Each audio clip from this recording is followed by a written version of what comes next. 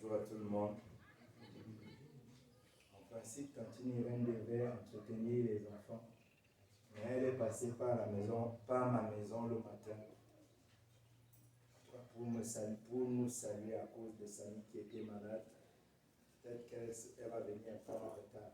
Donc, je le sais, tu ne peux pas être compatiente un peu. Amen.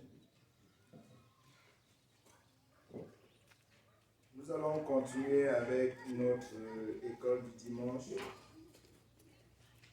à la leçon 13.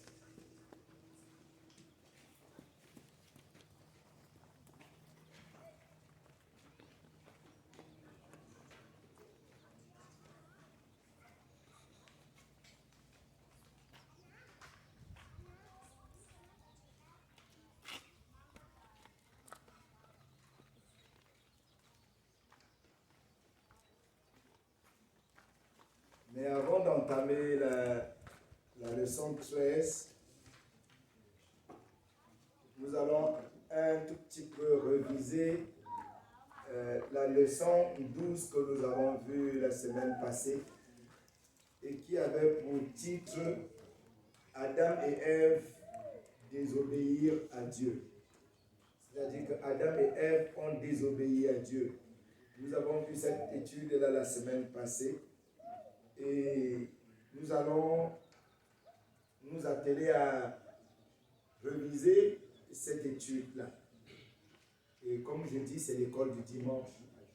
Et chacun de nous doit pouvoir participer afin que nous tous, nous puissions être édifiés. Amen. L'ennemi de Dieu, Satan, voulait faire du mal à l'homme et à la femme que Dieu a créé, n'est-ce pas? Et quel était son objectif? Détruire. Son objectif était de les détruire. Parce que, comme nous l'avons dit, il est l'ennemi de Dieu. Et il est également l'ennemi de tous ceux-là qui sont avec Dieu et surtout de l'homme. Donc son objectif, c'était de détruire Adam et Ève. Pourquoi est-ce que Satan voulait détruire Adam et Ève? Oui. Pour voir premièrement qu'il détestait Dieu. Il détestait Dieu. Et Dieu a créé l'homme à son image. Dieu a créé l'homme à son image. Je vois aussi là qu'il détestait l'homme. Parce que l'homme était à l'image de Dieu. Parce que l'homme était à l'image de Dieu, alors il détestait. Et c'est encore une des raisons pour lesquelles il cherchait à détruire l'homme. Toutes les autres créatures, ou bien toutes les autres créations de Dieu, n'ont pas été faites à l'image de Dieu. Mais quant à la création de l'homme, l'homme a été créé à l'image de Dieu. Et pour cette raison-là, puisque Satan est l'ennemi de Dieu et l'ennemi de tous ceux qui sont avec Dieu, pour cette raison-là, il cherchait encore beaucoup plus à détruire Adam et Ève. Satan est-il venu parler face à face avec Ève pour qu'elle puisse voir qui il était véritablement? Non. Satan n'est pas venu face à face. Parce que quoi? Satan est celui-là qui se déguise. En réalité, il n'aime pas venir ouvertement. Il est des ténèbres. Quand on veut faire ce qui est mal, quand la plupart des personnes veulent faire ce qui est mal, la plupart des personnes calculent qu'on ne va pas les voir. Ils calculent qu'on ne distingue pas clairement que c'est eux. Mais dans le noir, ils réussissent à faire du mal. Telle est la manière de faire de Satan. Pour pouvoir détruire, il se déguise, il se cache, il ne vient pas de toi ouvertement. Il peut te susciter une idée. Il peut même entrer en quelqu'un et l'amener à faire un certain nombre de choses. Ou bien il peut te proposer des choses, en tout cas. Il a plusieurs stratégies, comme nous l'avons vu la semaine passée, pour pouvoir se déguiser et pouvoir nous atteindre. Parce que comme nous l'avons dit, son objectif c'est de détruire. Son objectif c'est de gâter. Et il sait que si tu viens, s'il vient ouvertement, qu'est-ce que tu vas faire? Tu vas savoir que c'est lui. Et puisque tu vas savoir que c'est lui, qu'est-ce que tu vas faire? Tu vas prendre tes distances. Alors, c'est la raison pour laquelle, parce que c'est un rusé, il se déguise dans le but de nous détruire. Lorsque Satan parlait avec Ève, dans quelle chose est-ce qu'il est entré pour se déguiser? Dans le serpent. Satan est entré dans le serpent pour pouvoir se déguiser. Certainement, comme je l'ai dit la semaine passée, le serpent était familier à Ève et à Adam. Ils étaient dans la création et ce qui fait que certainement Ève n'a pas trouvé nécessaire de se méfier. Donc il a réussi à briser la méfiance de Ève en venant à Ève avec un animal ou bien quelque chose qui était familier à Ève.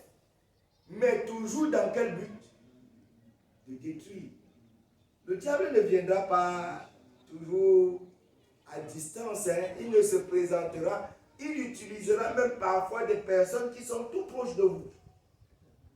Des personnes parfois avec qui vous avez une grande amitié. Parfois, des personnes avec qui vous marchez même. Si ces personnes-là ne sont pas vigilantes et qu'elles laissent accès au diable, le diable peut, ou bien, les utiliser dans le but de vous détruire. Est-ce que Satan trompe toujours les gens et les prend-il toujours au piège aujourd'hui? Oui. Ça ne s'est pas seulement passé au jardin d'Éden. Même aujourd'hui, Satan continue à se déguiser. Et il continue de tromper les gens aujourd'hui. Aujourd'hui, il peut utiliser la culture pour se déguiser. Il peut utiliser la musique pour se déguiser. Il peut utiliser la tradition pour se déguiser. Il peut utiliser même les personnes, les sorciers, les charlatans pour se déguiser. Même jusqu'aujourd'hui, il peut utiliser les esprits de la forêt, les esprits des eaux, les esprits de la chasse. Tout cela dans le but de faire comment? De nous tromper. Donc même jusqu'aujourd'hui, Satan continue le travail qu'il a commencé depuis le jardin d'Éden, dans le but toujours de faire comment? De détruire l'homme. Toujours dans le but de détruire l'homme. Mais reprenons encore, je vais toujours nous poser la question. Quelles sont les manières que Satan utilise pour tromper les gens aujourd'hui? Oui, tonton Ko. Je pense même pas toi-même. Voilà, merci. Moi, je veux me rassurer que nous comprenons. Pas tes désirs. Pas mes désirs. Pas mes désirs. Il peut utiliser mes désirs dans le but de me détruire. Est-ce que c'est vrai? Est-ce qu'il peut utiliser tes désirs? est-ce qu'il a utilisé, il a réussi à attirer les désirs de Ève vers l'endroit où ça devait la détruire? Oui, il a réussi à attirer les désirs de Ève là où ça devait la détruire. Je causais hier avec un frère et il m'a dit combien le diable est méchant.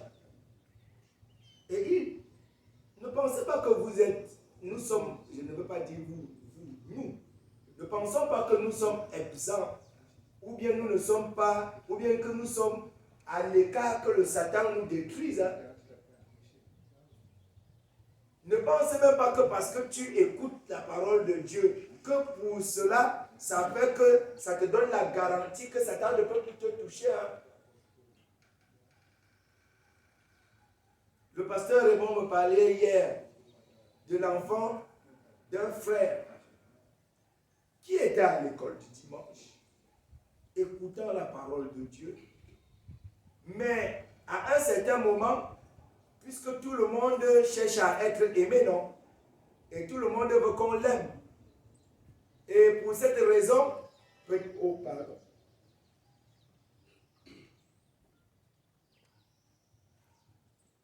Pour cette raison,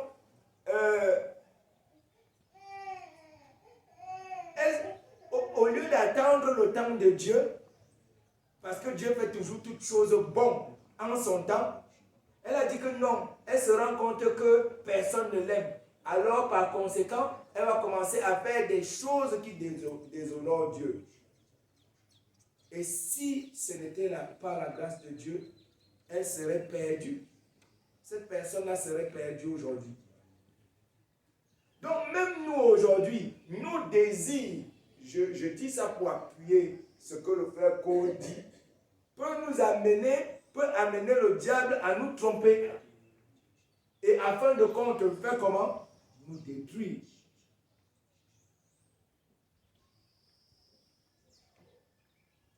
Pourquoi est-ce que Satan trompe-t-il les gens aujourd'hui? Pourquoi?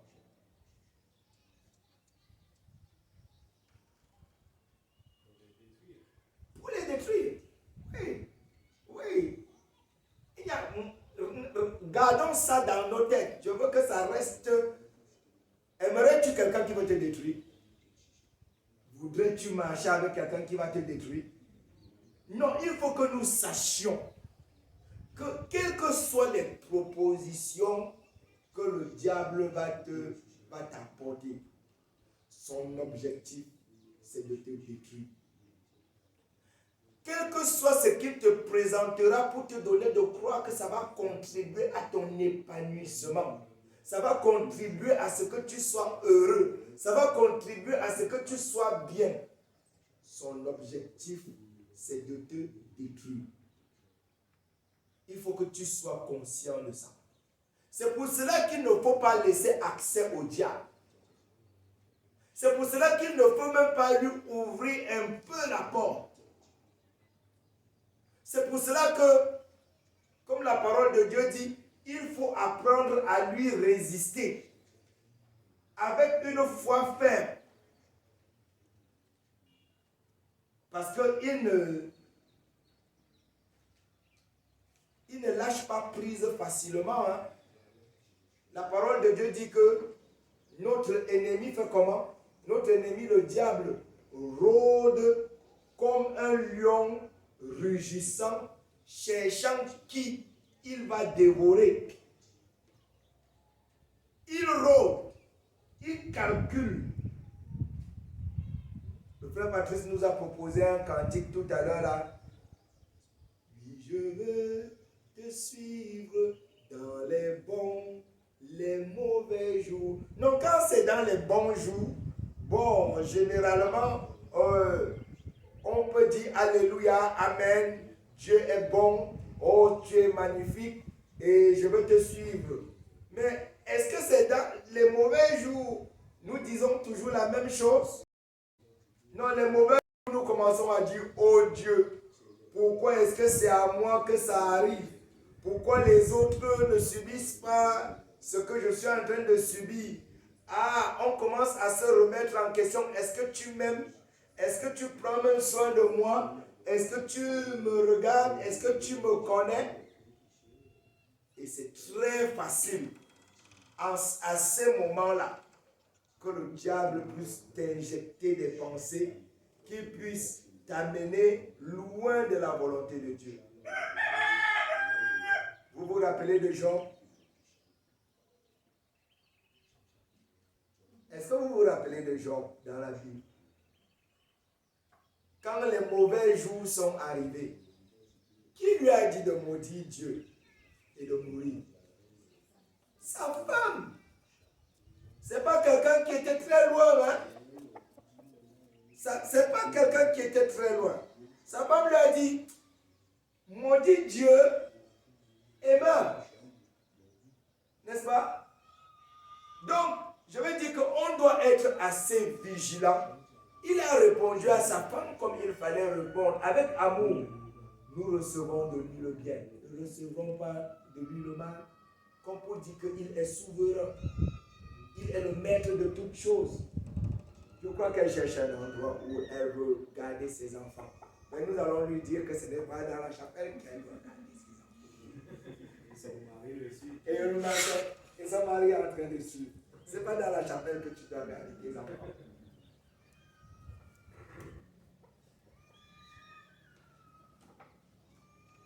Donc, en réalité, c'est ça. Il rôde comme un lion rugissant, cherchant qui il va dévorer. Es-tu celui qui va être la proie facile? Non, je ne veux pas que tu sois la proie facile. Parce que la proie facile, qu'est-ce que le lion, ou bien c'est beaucoup plus les lions qui chassent. Qu'est-ce qu'elle fait? Elle voit le troupeau, peut-être même des buffles, ou bien d'antilopes, ou des zèbres. Elle sait que si elle vient les attaquer dans le troupeau, là, elle ne peut pas réussir. Qu'est-ce qu'elle fait? Elle cherche moyen pour écarter un seul animal. Donc il vient, quand tout le monde fuit en débandade, il calcule celle qui s'est davantage retirée. Et c'est celle-là que tous maintenant se mettent à la chasse. Et celle-là, parce qu'elle n'est plus au milieu du troupeau, c'est facile maintenant qu'il saute sur lui et il dévore. Oui, tonton Ko, tu voulais dire quelque chose? Oui, je vois seulement ici dedans parce que c'est mauvais quand on s'éloigne des autres. Voilà. Je vois ici là quand Adam et Ève étaient ensemble, le diable ne venait pas. Mais je vois ici, il paraît que le mari était un peu distancé de sa femme. C'est là où le diable a profité. C'est pas bon de nous distancer les uns les autres. En tant que frère en Christ, c'est une bonne image moi-même. Ne dis pas que je me suffis déjà dans la foi. Je n'ai pas besoin des autres. Bon, je connais déjà. Qu'est-ce que les autres peuvent encore m'apprendre? Ou bien qu'est-ce que je peux encore apprendre? Ça veut dire que le diable commence déjà à faire comment? Sans t'en rendre compte, il commence déjà à te pousser un pas à l'écart. Et sans t'en rendre compte, tu vas te rendre compte que tu seras la proie facile. Tu seras la proie facile. Dieu avait dit à Adam que si il mangeait le fruit de l'arbre de la connaissance du bien et du mal, que s'il mangeait le fruit de la connaissance du bien et du mal, il allait mourir, n'est-ce pas? Satan lui a dit le contraire, qu'il n'allait pas mourir. Entre les deux, qui est menteur? Ou bien, il a été démontré que qui était le menteur? Satan était le menteur. Il a dit, il a suggéré que Dieu mentait à Ève. Il a dit à Ève que vous n'allez pas mourir. Et qu'est-ce que cela voulait suggérer? Cela voulait suggérer que Dieu est un menteur. Et ça veut dire que quoi? C'est lui qui dit la vérité. Il a dit, vous n'allez pas mourir. Vous serez comme Dieu. Mais Dieu, lui, il avait dit, le jour où vous allez manger, vous allez mourir certainement. Et Ève et Adam ont fait l'expérience de manger. Et finalement, le vrai menteur a été découvert. Et il s'avère, comme on est en train de dire, que le vrai menteur, c'est le diable, c'est Satan. Mais qui n'avait que ses yeux pour pleurer quand il a découvert le mensonge?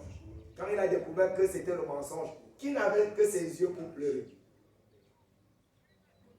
Adam et Ève, ma fille, tu as raison. C'est les deux-là qui pouvaient maintenant pleurer, mais leur pleurs devait servir à quoi? Leur pleurs ne servaient plus à rien. Hein? Ça ne servait plus à rien. Alors nous devons être véritablement, mes frères, sur nos gardes. Parce que selon les suggestions de Satan, Adam et Ève ne sont pas devenus les égaux de Dieu. Parce qu'il avait dit qu'ils seront comme Dieu, donc égal à Dieu. Mais ils ne sont pas devenus égal à Dieu. Au contraire, ils sont même allés, ils sont allés en bas de ce que eux-mêmes ils étaient. Ils sont allés plutôt, au lieu d'être comme Dieu grand, ils ne sont même pas restés ce qu'ils étaient, ils sont plutôt allés en bas. Alors, soyons véritablement, mes bien-aimés frères, sur nos gardes. Adam et Ève ont désobéi à Dieu. Il les a tendu un piège. Et il les a fait tomber dans ce piège-là. Et en fin de compte, ils ont été détruits. C'est la même chose aujourd'hui pour nous. Je ne veux pas seulement voir ça comme une histoire passée. C'est une histoire qui est actuelle. C'est quelque chose qui te concerne et qui me concerne. Et ma prière, c'est que chacun de nous, qui avons déjà fait la paix avec Dieu, que chaque jour, nous puissions être sur nos gardes. Que nous veillons, que nous prions, que nous ne nous laissons pas attirer par quoi que ce soit qu'il y a autour de nous. Parce que comme la parole de Dieu dit, que sert-il à l'homme de gagner le monde entier s'il perdait son âme? Ça te servirait à quoi de gagner le monde entier et de perdre ton âme? C'est vrai qu'aujourd'hui, on dévalorise l'homme. L'homme est dévalorisé. Mais ce à quoi on donne la valeur, c'est les choses. C'est pas vrai. Regardez autour de vous. L'homme est en train de perdre sa valeur. Le diable fait qu'on considère davantage l'homme même comme une chose, plus qu'une personne.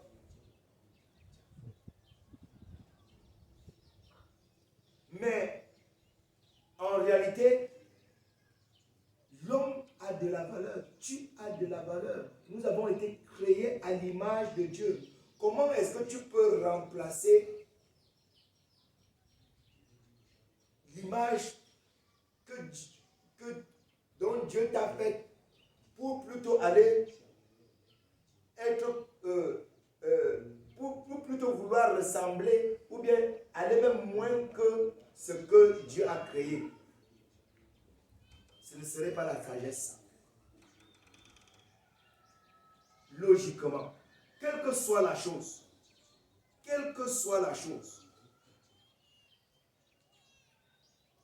que le Seigneur nous aide dans ce sens-là. Il était nécessaire pour nous que nous revisions la leçon 12 que nous avons étudiée Et aujourd'hui, on va commencer avec la leçon 13. Le péché d'Adam et Ève les a séparés de Dieu. Le péché d'Adam et de Ève les a séparés de Dieu. Et nous allons lire dans Genèse, le chapitre 3, les versets 7 au verset 8.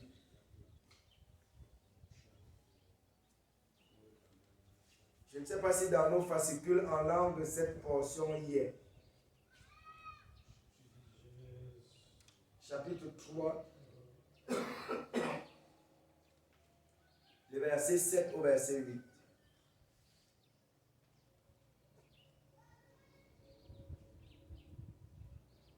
Si c'est le cas, on peut lire, s'il vous plaît.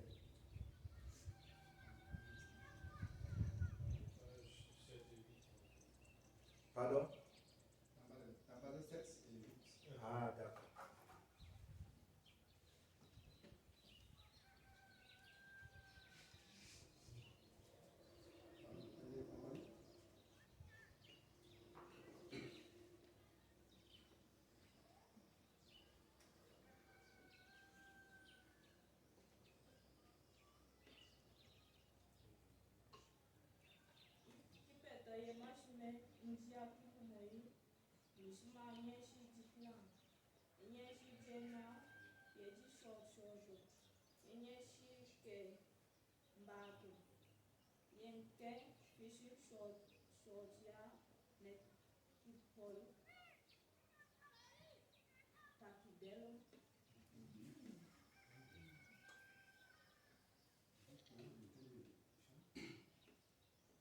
On tient une combien, moment qui pour dire fêter au tambouté chambonnier chiché beaucoup chambouché mais femme jokta mais yene ngwali yenye chiche que Joshua chambonnier lax chamboulé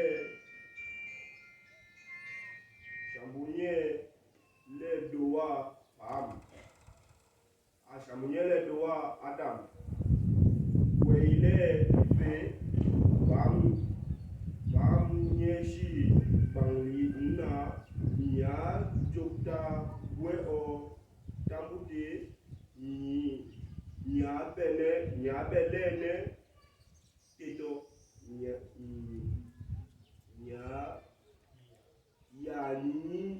ni jodo jaje jeshi nyake Joshua nei.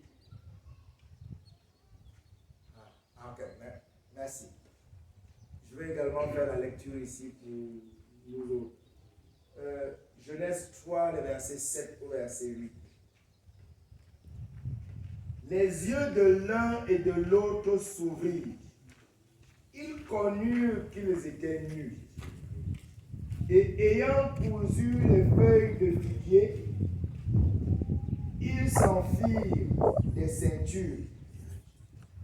Alors, ils entendirent la voix de l'Éternel Dieu qui parcourait le jardin vers le soir. Et l'homme et sa femme se cachèrent loin de la face de l'Éternel Dieu, au milieu des arbres du jardin. Amen.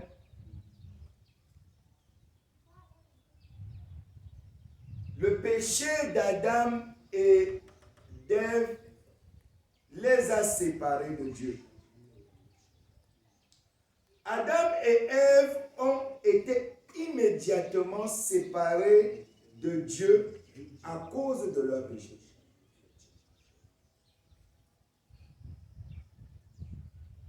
Adam et Ève ont été immédiatement séparés de Dieu à cause de leur péché.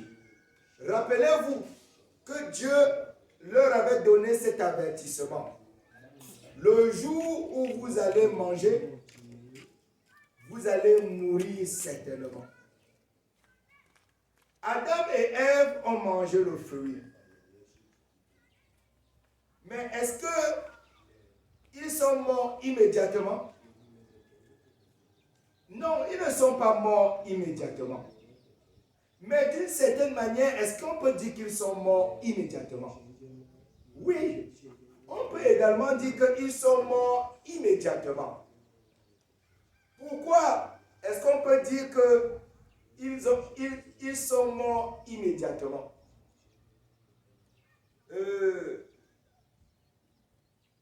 En principe, si je coupe une branche de manguier aujourd'hui et que je viens ici avec cette branche de manguier, quand vous allez voir les feuilles du manguier, qu'est-ce que vous allez penser? Quand vous voyez, vous verrez l'apparence des feuilles de cette branche de manguier. Qu'est-ce qu'on peut dire? En voyant seulement l'apparence, que c'est encore vivant. On peut voir en voyant l'apparence de cette branche de manguier et les feuilles, on peut dire que c'est encore vivant. Mais est-ce qu'il est vivant encore? Non. Non. En réalité, Adam et Ève ont été immédiatement séparés de Dieu spirituellement. Ils sont morts spirituellement à l'instant même où ils ont désobéi à Dieu.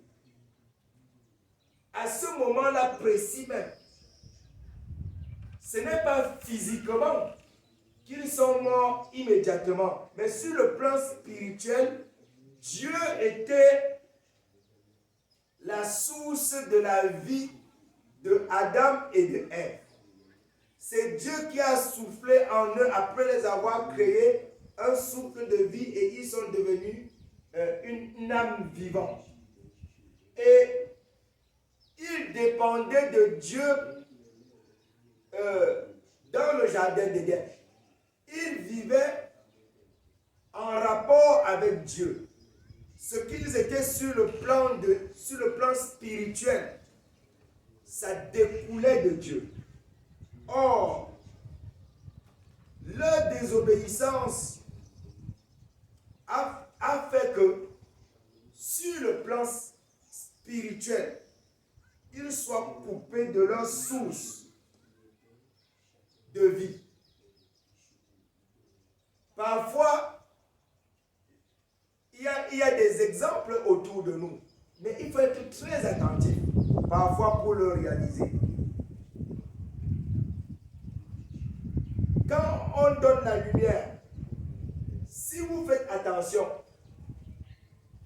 quand on coupe la lumière, le générateur est déjà coupé. Vous allez voir, l'ampoule va essayer de briller pour un temps. Même si ce temps-là n'est pas très grand, ça va briller quand même pendant un temps avant de s'arrêter. Mais à partir du moment où on a coupé, en réalité, l'énergie, le secteur de la lumière n'est plus alimenté. Alors, spirituellement, Adam et Ève, de par leur désobéissance, étaient immédiatement séparés de Dieu dès qu'ils ont péché. Ils sont morts spirituellement à cause de leur péché, immédiatement.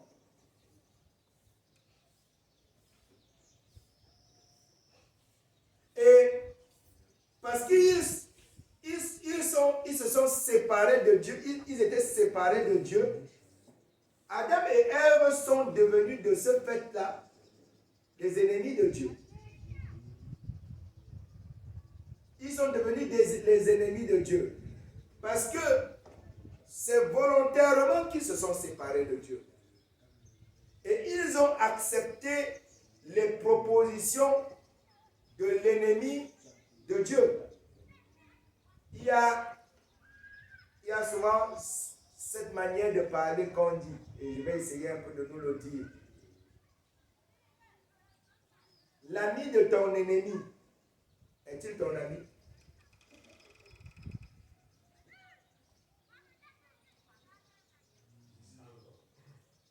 est-ce que l'ami de ton ennemi est ton ami?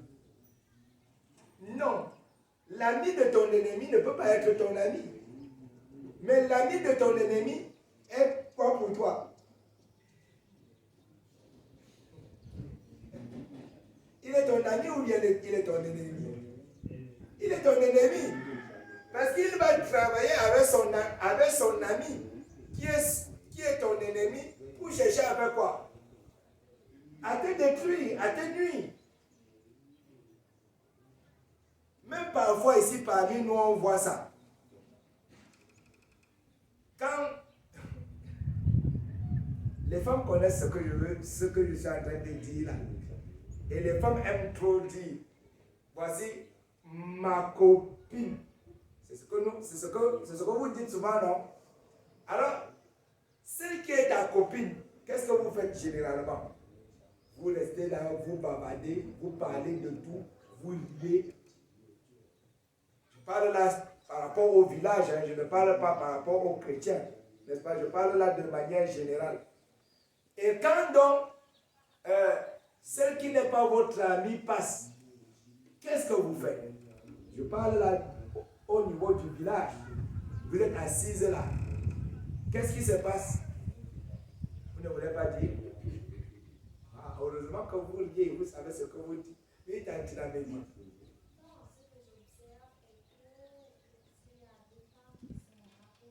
Oui. Merci, Tantine Amélie, merci. Ça, c'est vrai. N'est-ce pas? Oui. Oui, tonton Ko. Un jour, j'étais ensemble de mes soeurs. Il y a une fille qui passait en haut. Et quand elle passait, mes soeurs étaient en train de dire qu'elle a tout ici là. N'est-ce pas? Ça, c'est vrai. Donc, en réalité, l'ami de ton ennemi devient ton ennemi. Et en acceptant les propositions du diable, l'homme de ce fait-là est devenu comment? Ennemi de Dieu. Satan est le grand ennemi de Dieu. Adam et Ève se sont détournés de Dieu pour accepter les propositions de Satan. Et par conséquent, on pourrait dire qu'en acceptant ça, il disait à Satan que non, nous sommes amis. Et celui qui est notre ennemi, qui ne nous veut pas du bien, c'est qui? C'est Dieu. Donc, c'est dans ce sens-là que je dis que, en réalité, nous sommes devenus ennemis de Dieu. Le péché d'Adam et de Ève ont fait qu'ils deviennent ennemis de Dieu. C'est la triste réalité. Malgré le fait que Dieu continue à les aimer, ça ne change pas le caractère ou bien l'attitude de Dieu envers eux. Les attitudes et les actions de Adam et de Ève montrent qu'ils étaient séparés de Dieu. Leur attitude, et revenons un peu sur leur attitude dans le verset que nous avons lu. Lisons le verset 7. On dit, les yeux de l'un et de l'autre s'ouvrirent. Ils connurent qu'ils étaient nus. Et ayant cousu les feuilles de figuier, ils s'en firent des ceintures. On peut premièrement voir que l'attitude d'Adam et de Ève là montre qu'ils étaient séparés de Dieu. Quand ils ont connu qu'ils étaient nus, Adam et Ève dépendaient de Dieu pour tous leurs besoins, non? Et là, ils ont vu qu'ils étaient nus. Qu'est-ce qu'ils ont fait? Eux-mêmes, ils ont trouvé un moyen pour pouvoir pour pouvoir subvenir à leurs besoins. Ils ne s'attendaient plus à Dieu pour subvenir à leurs besoins. Maintenant, c'était eux-mêmes qui trouvaient les moyens pour pouvoir subvenir à Dieu. Parce qu'ils ont connu qu'ils étaient nus. Et ils ont pris quoi? Les feuilles. Pour se faire un certain, comme un pain.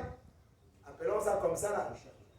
Pour les faire un certain un pain de feuilles de figuier. Appelons ça comme ça. Un pain de feuilles de figuier. Afin de pouvoir couvrir leur corps qui était nu. Mais avant ils étaient nus, non? Avant ils étaient nus, avant le péché. Ils étaient nus, n'est-ce pas? Est-ce qu'ils en avaient honte? Non, ils n'en avaient pas honte. Leur pensée était pure. Leur pensée n'était pas salie. Ils n'étaient pas gênés par le fait qu'ils étaient nus. Mais dès qu'ils ont péché, on peut réaliser qu'ils ont commencé à réaliser de la gêne. Ils ont commencé à être gênés. Ils ont commencé à avoir honte. C'est la raison pour laquelle, c'est pour ça que je dis que l'attitude de honte montre que quoi? En réalité, Adam et Ève étaient séparés de Dieu. Parce que quand ils n'étaient pas séparés de Dieu, ce sentiment-là n'était pas. Le sentiment de honte-là n'était pas. Ils n'étaient pas gênés. Mais à partir du moment où ils ont péché, on pouvait voir la différence du moment où ils étaient attachés avec Dieu et du moment où ils ont été séparés de Dieu. Les nouvelles attitudes qui étaient présentes en eux. On voit que, comme j'ai dit tout à l'heure, il y avait la honte. Ils étaient gênés par rapport à leur corps. Ils ont décidé de pourvoir eux-mêmes à leurs besoins. En faisant quoi? Des feuilles de figuier pour pouvoir couvrir leur nudité. Et la troisième attitude, c'est que quoi? Avant, quand Dieu venait, certainement ils étaient tout joyeux de s'approcher de Dieu. Mais là, on dit que quoi? Quand ils ont entendu la voix de Dieu, qu'est-ce qu'ils ont fait? Ils se sont cachés. Si tu es en bon terme avec quelqu'un, tu te caches. Si tu as un ami que vous causez dernièrement, comme les copines, comme j'ai dit tout à l'heure là, quand tu l'entends venir, quand tu sens qu'elle vient, qu'est-ce que tu fais? Tu sors tout souriant. Et tu vas dire, hé Madé, c'est toi, vraiment, tu ne sais pas, hein? Depuis que tu es parti au marché là, tu m'as manqué. Oh, tu m'as même gardé quoi? Montre-moi le panier là, je vais.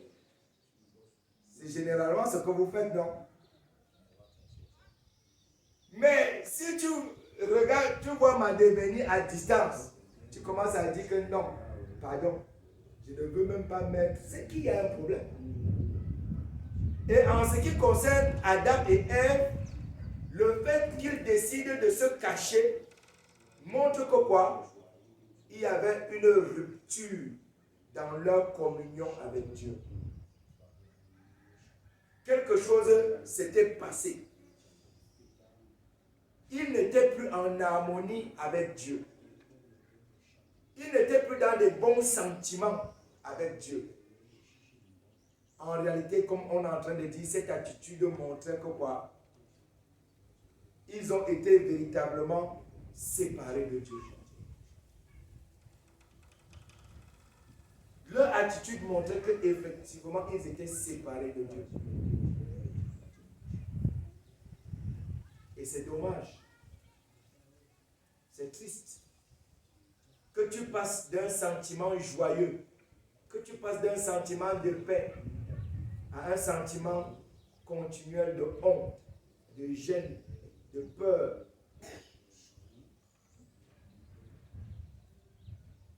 En réalité, on peut déplorer ça. Mais il en était ainsi à cause de leur péché. C'était comme ça parce que en réalité, ils ont décidé de désobéir à Dieu.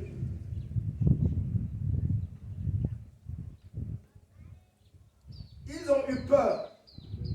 Lisons encore Genèse 3, verset 8.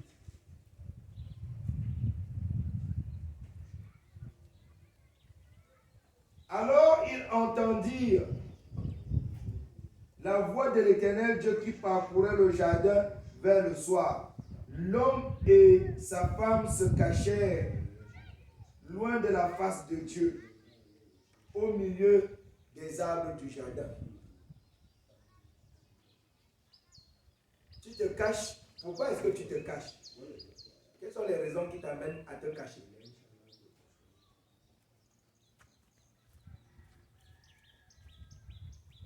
La peur, la honte.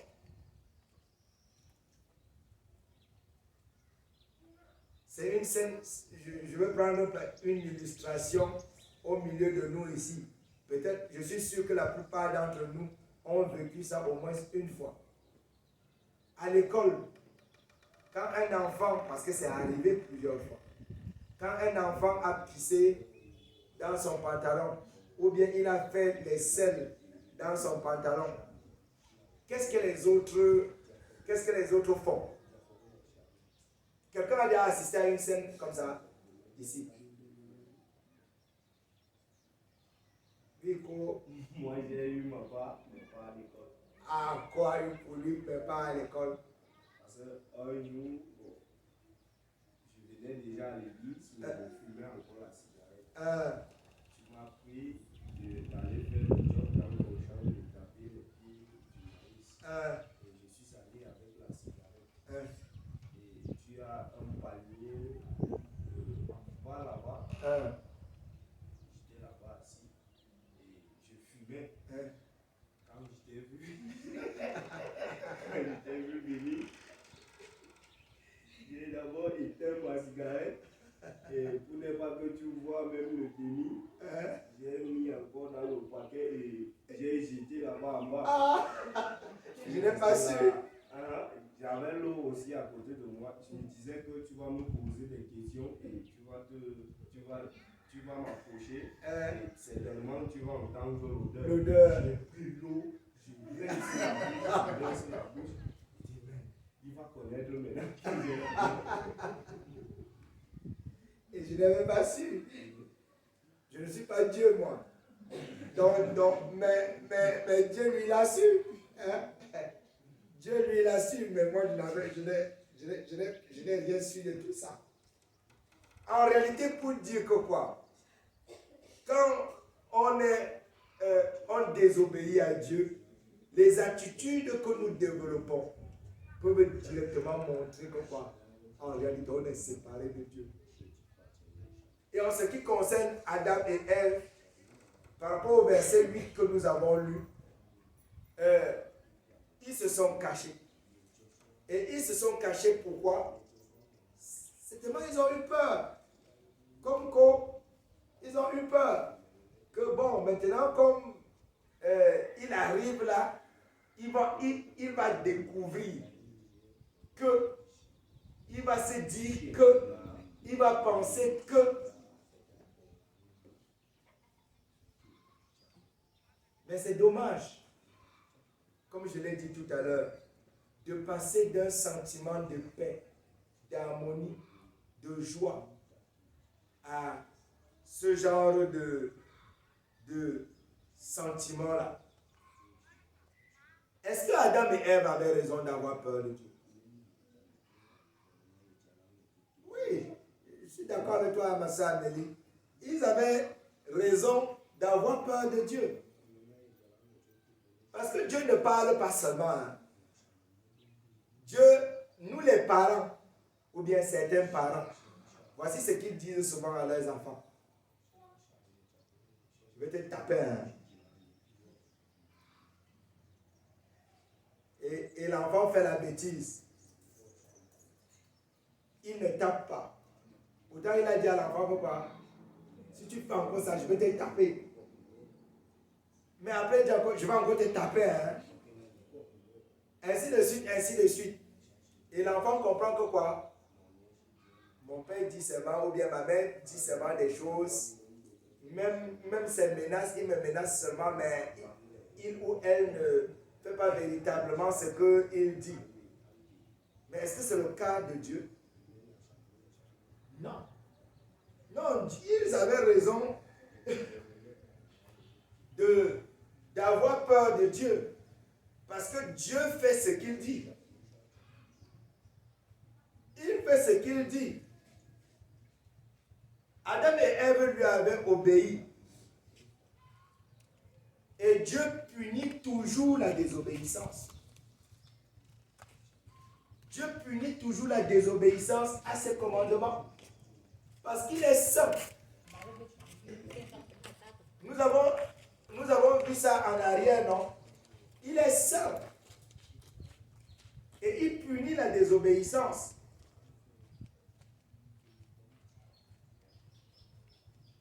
Alors, si tu as désobéi, que tu le veuilles ou non, ces sentiments-là se développent. Et c'est ce qui se passe, ou bien c'est ce qui s'est passé pour Adam et Ève.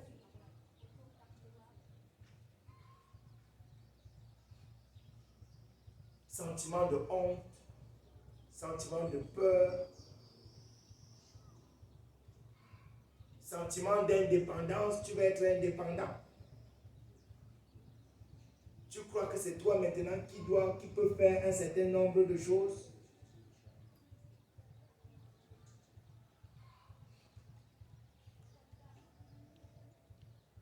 Mais c'est dommage. C'est dommage.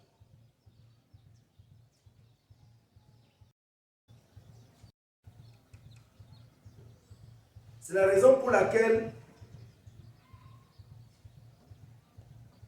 nous devons faire encore attention à Satan.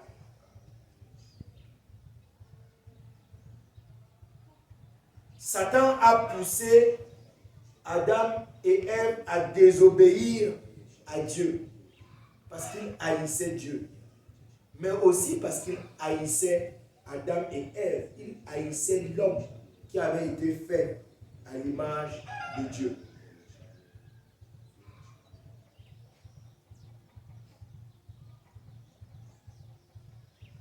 Adam et Ève se sont laissés entraîner.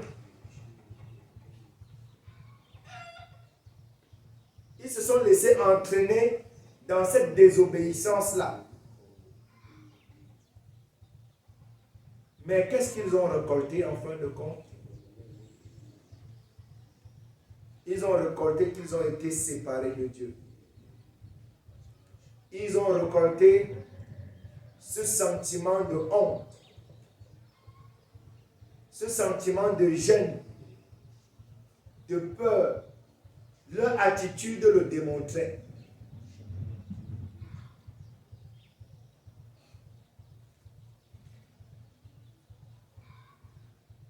En réalité, en fin de compte, je crois qu'ils étaient bien malheureux. Lucifer, qui était l'ange de lumière, mais qui était le premier à entrer dans la rébellion. Et Dieu l'a sanctionné par rapport à cette rébellion-là, a amené Adam et Ève également à cette désobéissance. Et eux également, ils ont été séparés de Dieu. C'est triste quand on est loin de Dieu. Moi, je nous dis ça aujourd'hui parce qu'il est nécessaire pour nous que nous ramenions toujours ces études à nous. Satan trompe encore les gens aujourd'hui. Satan trompe encore les gens aujourd'hui. Et il peut aller dans ce sens-là aujourd'hui, dans le but de te tromper et de me tromper. Si tu ne fais pas attention, si tu peux même dire, dis donc, ça va faire quoi?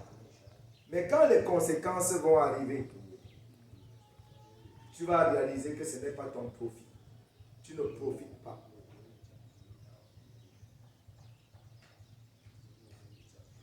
Alors que le Seigneur nous aide. Que cette histoire nous aide à nous mettre en garde. Parce que quoi? Satan, notre ennemi, ne cherche qu'à nous détruire. Il ne cherche qu'à te détruire. Et nous devons être sur nos gardes. Il a détruit Adam et Ève par ses mensonges, en se déguisant, en leur proposant qu'ils seraient grands. Ils seront certainement, ils obtiendraient mieux que ce qu'ils avaient. Mais tel n'a pas été le cas. C'est la honte et c'est la peur qui a accompagné cela. Est-ce que c'est ce que tu veux vivre? Que Dieu nous préserve. Nos désirs même peuvent nous amener à ça. Que Dieu nous préserve. Mais que l'histoire de Adam et Ève nous serve de leçon. On ne peut pas désobéir à Dieu et ne pas subir les conséquences. Tu ne peux pas désobéir à Dieu et subir les conséquences. Le drame, c'est que quand les conséquences arrivent, au lieu qu'on se plaigne de nous-mêmes, on plaint qui? On se met à plaindre Dieu et on se met à plaindre les autres. Au lieu d'être honnête et de dire, c'est parce que je n'ai pas écouté la voix de Dieu que je suis arrivé à ça. Et ce que je subis là, c'est les conséquences de ma désobéissance. Au lieu d'arriver à ça, parfois on se met à plaindre les autres. Oh, les autres ne m'aiment pas. Oh, on accuse ci et là. Que le Seigneur nous garde et nous maintienne dans l'obéissance à sa parole. Amen. Roy, est-ce que tu peux prier pour nous?